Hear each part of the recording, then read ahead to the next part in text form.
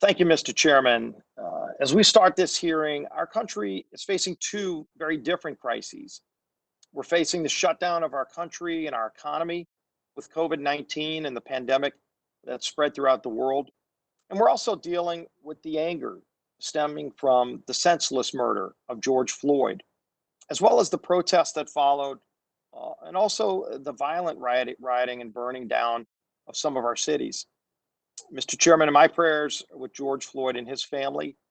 My prayers are also with retired police captain David Dorn, who was senselessly murdered trying to stop a looter, as well as the other law enforcement officers and people that were just trying to protect their communities from the senseless violence that's spurred out of this.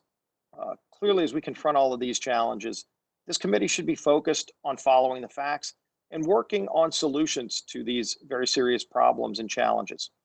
The COVID-19 pandemic struck suddenly. It has taken over 100,000 lives in this country, and it's caused a lockdown, resulting in 40 million job losses. Sadly, that's not the only story. COVID has hit the minority communities disproportionately. COVID has hit lower income Americans especially hard. COVID has targeted the elderly. COVID has taken a cruel toll on Americans with underlying health conditions like diabetes and cancer. We face an insidious evil enemy, but we face this enemy as a united country. We understand the grief. We work to flatten the curve. We understand that communities are trying to pull together to get through this. In my district, which includes parts of the city of New Orleans, we've lost over 1,300 of our friends and neighbors. More than 400 nursing home residents have died from COVID-19. Our largest hospital system, Ochsner, just reported this week that 77% of hospitalized COVID patients were African American. More than half of the fatalities have been minorities. The names and faces of COVID victims include people like a friend of mine, Ellis Marsalis, who's a legendary jazz pianist. He was an educator, and he's the patriarch of the Marsalis family. Through his fame, his death draws attention to the impact on the musicians, the artists, particularly in the African American community that represent so much of the culture and diversity and vitality of our city. Corona also tried to take Trishelle McDaniel from us. She spent 6 weeks on a ventilator. Immediately after giving birth, she was taken as she tested positive to be treated.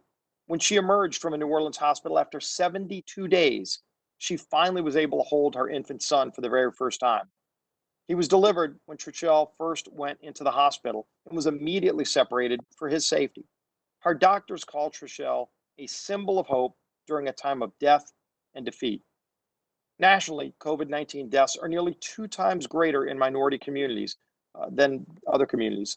The Navajo Nation's, the country's largest reservation, now has a higher death rate than any U.S. state except for New York, New Jersey, Connecticut, and Massachusetts. In New Mexico, Native Americans are dying at rates 19 times that of all other populations combined. If we're going to do something about the disproportionate impact, we have to ask and try to answer why this is happening. We know this is not an American problem alone. All over the globe, minorities and lower income people have suffered disproportionately. In America, we do know that nursing homes and assisted living facilities have been places where COVID has spread and where too many people have died, including minorities. We can take immediate steps to reduce the suffering there by learning hard lessons that we've seen. Last week, this subcommittee heard from the mayor of Jacksonville, Florida, who laid out specific reasons why Florida has seen dramatically fewer deaths in nursing homes than, for example, states like New York. Let's hope the rest of the states follow those paths like Florida took and learn from the mistakes of states like New York. COVID mortality and diabetes appear highly correlated. African Americans have a disproportionate rate of diabetes. President Trump recognized this and moved recently to cap the cost of insulin at $35 a month for seniors. Last July, the president launched the Advancing American Kidney Health Initiative, which stated the goals of reducing the number of Americans developing end-stage renal disease, having more ESRD patients receiving dialysis at home, and doubling the number of kidneys available for transplant.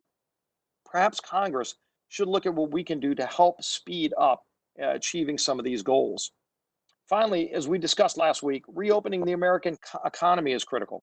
The economic and health burden of the shutdown has definitely led to a disproportionate impact in minority communities. In my home state, almost 45% of the accommodation and food service workers have lost their jobs.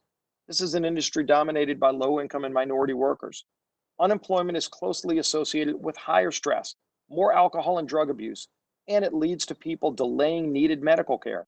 Getting people back to work is critical to improving healthcare outcomes, especially in minority communities. Mr. Chairman, we know we do not have all the answers, and some of the solutions take time. Operation Warp Speed, which the president kicked off, will hopefully bring those vaccines that we need soon. But we know it won't be today. So we need to keep working.